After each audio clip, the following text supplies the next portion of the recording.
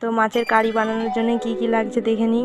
রসুন বাটা, আদা বাটা, টমেটো কুচি, পেঁয়াজ কুচি।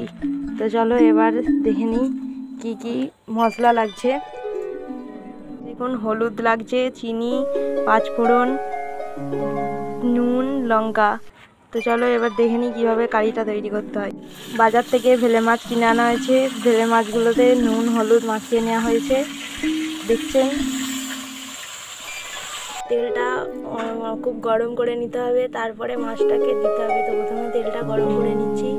দেখতেই পাচ্ছেন কড়া থেকে ধুমে উঠছে, তার মানে অনেকটাই তেল গরম হয়েছে। এবার মাছগুলোকে একে একে ছেড়ে দেব।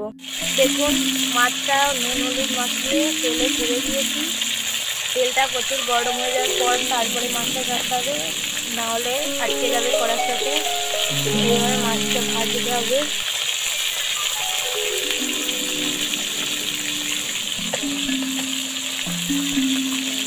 দেখুন মাছগুলো আমাদের সব ভাজা হয়ে গেছে। এরকমভাবেই সবকটা মাছ ভাজা করে তারপরে এটাকে এবার নামিয়ে নিতে হবে। দেখুন এই মাছগুলোকে নামিয়ে নিচ্ছি।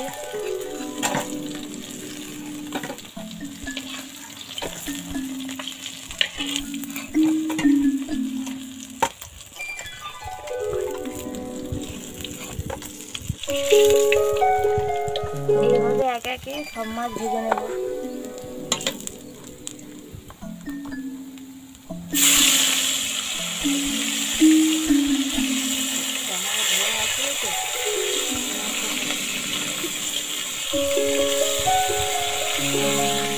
দেখুন এইভাবেই সবকটা মাছ ভেজে নেব।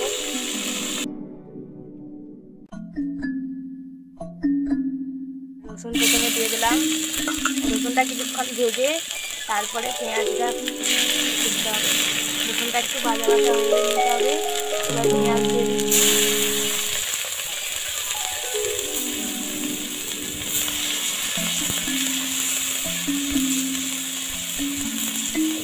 একটু ভাজা ভাজা হয়ে যাবে, তারপরে টমেটো কুচিগুলো দিয়ে দিতে হবে।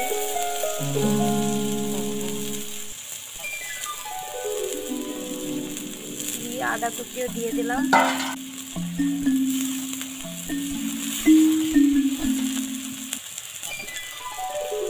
এবার একে একে চিনি একটু দিয়ে দিলাম।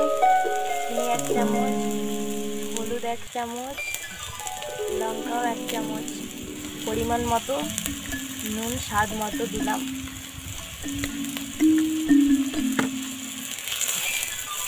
এটাকে ভালো করে নেড়ে চেড়ে নেব।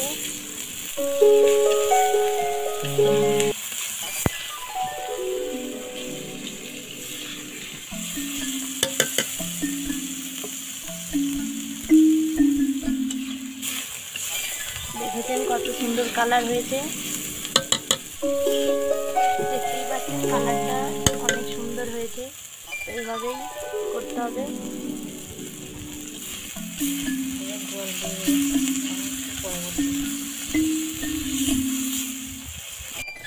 জলটা দেখছেন, জলটা অনেক ফুটে গেছে। এবার এর মধ্যে মাছটা দিয়ে দেব।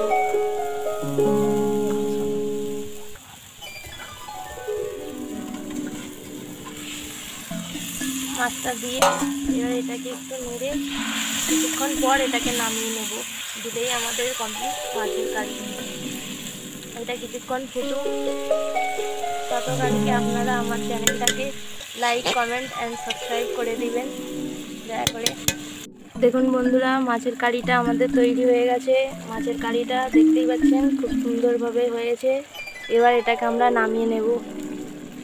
দেখুন বন্ধুরা এটাকে নামিয়ে নিচ্ছি। দেখুন আমাদের উনানে রান্না হয়, দেখতেই পাচ্ছেন। দেখছেন মাছের কারিটা আমরা নামিয়ে নিয়েছি। তো দেখছেন কত সুন্দর হয়েছে। এইভাবে আপনারাও বাড়িতে একবার হলেও ট্রাই করবেন। আসি।